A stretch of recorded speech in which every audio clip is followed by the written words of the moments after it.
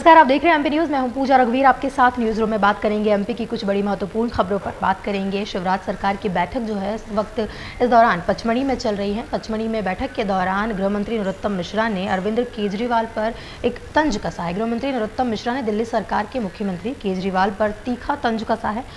उन्होंने कहा कि टुकड़े टुकड़े गैंग के स्लीपर सेल का रोल अदा कर रहे हैं अरविंद केजरीवाल। यह देश की एकता अखंडता के लिए दुर्भाग्यपूर्ण है।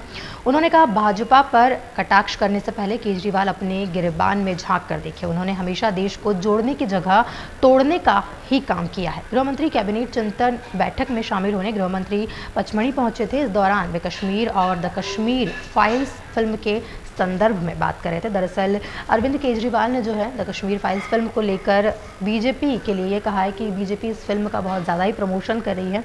गुटों में ये फिल्म लोगों को दिखाई जा रही है, इसमें कहीं ना कहीं राजनीति है, ये कहा है अरविंद केजरीवाल ने। इसके विरोध में जो है गृह मंत्री नरोत्तम मिश्रा ने ये बयान दिया है।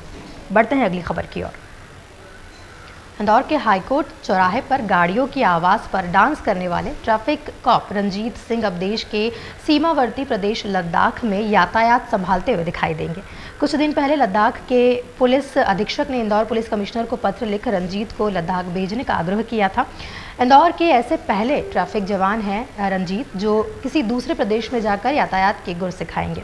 रंजीत 1 अप्रैल से 5 दिन तक वहां ट्रेनिंग देंगे। 2 दिन पहले लद्दाख यातायात पुलिस अधीक्षक मोहम्मद रफ़ी गिरी ने इंदौर के पुलिस कमिश्नर हरिनारायण चारी मिश्र से फ़ोन पर चर्चा की थी। इसके बाद लद्दाख पुलिस की ओर से आधिकारिक पत्र भेजा गया। इसमें रंजीत सिंह को कुछ दिनों के लिए वहां भेजने की बात लिखी गई। गर्मियों के दौरान पर्यटकों की संख्या वहां अधिक हो जाती है, वाहनों का दबाव भी बढ़ जाता है। ऐसे में यदि इंदौर के रंजीत लद्दाख के ट्रैफिक जवानों को भी यातायात संभालने के गुर सिखाएंगे तो आने वाले पर्यटक सीजन में काफ़ी यहाँ आसानी होगी। अपना अनुभव साझा करते हुए रंजीत ने बताया कि यहाँ डांस करना आसान नहीं है। उनके जूते घिस जाते हैं, जिसके कारण उन्हें हर महीने 1500 रुपये के जूते खर्च करना पड़ते हैं। तो अपनी काम के प्रति जितनी निष्ठा है रंजीत की, वो पूरा इंदौर शहर तो जानता ही है। अब लद्दाख में भी रंजीत का डंका बजने वाला है। बढ़ते हैं अगली खबर की ओर। लाभ गंगा कन्वेंशन सेंटर बाईपास पर आयोजित दाल, अनाज व अन्य खाद्य उद्योगों की अति आधुनिक मशीनों की 3 दिनी प्रदर्शनी जो है इंडिया 2022 में देश विदेश की 100 से ज़्यादा कंपनियों की मशीनें उपलब्ध हैं। जो प्रदर्शनी इसमें लगाई गई है, इसमें चीन, जापान, तुर्की सहित अन्य देशों की अनेक नामी कंपनियों के साथ भारत के चेन्नई, बेंगलुरु, अहमदाबाद, राजकोट, सोनीपत, फरीदाबाद, दिल्ली सहित अनेक शहरों के खाद्य उद्योगों की मशीन निर्माता कंपनियां अपनी अत्याधुनिक मशीनें का लाइव डेमो यहां दे रही हैं। अलग अलग कंपनियों की एक कलर सॉर्टर मशीन तो ऐसी है जो सभी प्रकार की दालों को पूरी तरह से क्लीन कर देती है। गृहिणियों को इन दालों को न बीनने की ज़रूरत है और ना ही छानने की, बस खरीदने के बाद सीधे ही इसका उपयोग कर सकते हैं। वहीं ऑल इंडिया दाल मिल एसोसिएशन के अध्यक्ष सुरेश अग्रवाल ने बताया कि प्रदर्शनी में चाइना की कलर सॉर्टर मशीन भी उपलब्ध है। इस मशीन की विशेषता है कि यह तुअर दाल और मूंग, उड़द, मसूर सभी प्रकार की जो दालें हैं उन्हें क्लीन करती हैं। इस मशीन में 240 चैनल्स होते हैं। दाल को जब मशीन में डालते हैं तो ये चैनल्स दालों को साफ़ करती है। इसके तहत मशीन ग्रीन दाना व छिलके वाले दानों को भी अलग अलग करती है।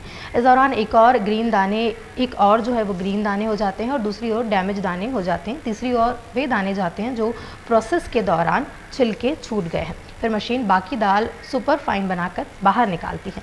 वहीं केंद्रीय मंत्री फग्गन सिंह कुलस्ते भी इस प्रदर्शनी में के समापन समारोह में पहुंचे। उन्होंने प्रशंसा की इन मशीनों की और कहा कि इससे अनाज कारोबारियों को अच्छा प्रतिसाद मिलेगा। वहीं मंडी टैक्स के बारे में राज्य सरकार से बात भी करूंगा कि कारोबारियों की मदद कैसे की जा सकती है। बातचीत से इसका रास्ता निकालेंगे। वहीं उन्होंने कहा कि एक्सपोर्ट की दिशा में भी इससे मजबूती मिलेगी और एक अलग दिशा इन कामों में मिलेगी। बढ़ते हैं अगली खबर की ओर। एमपी में भी अब शिमला की तरह सेब की खेती संभव हो सकेगी। प्रदेश की सबसे बड़ी एग्रीकल्चर यूनिवर्सिटी के वैज्ञानिक खेती किसानी की में नई संभावनाएं तलाशने में जुटे हैं।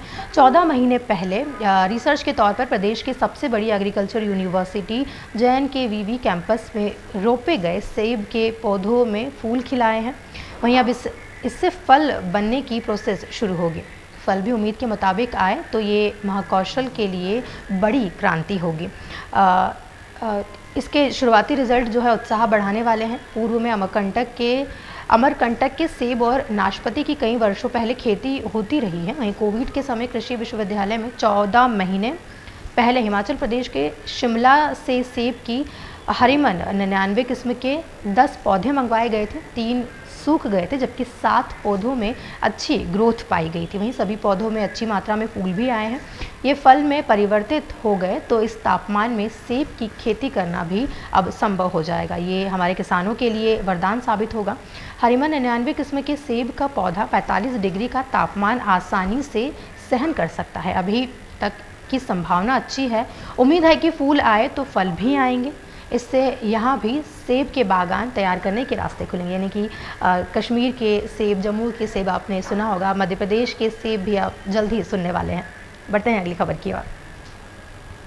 मार्च के आखिर सप्ताह में मौसम का मिजाज बदला है और गर्मी से थोड़ी राहत मिली है। बुधवार गुरुवार को शहर में बादल छाने के साथ साथ बीच बीच में धूप निकली थी। वहीं शुक्रवार और शनिवार को भी कुछ समय बादल छाए और फिर धूप भी निकली है। हालांकि अभी बारिश के आसार नहीं है। मौसम विभाग ने 1-2 दिन ऐसा ही मौसम बने रहने की संभावना जताई है। फिर महीने के अंत में दिन का पारा 41 डिग्री तक जा सकता है, ऐसा मौसम वैज्ञानिक का कहना है। HL खपाड़िया के मुताबिक अभी 3 सिस्टम बने हुए हैं। इसके तहत पाकिस्तान और अफगानिस्तान में पश्चिम विक्षोभ सक्रिय है।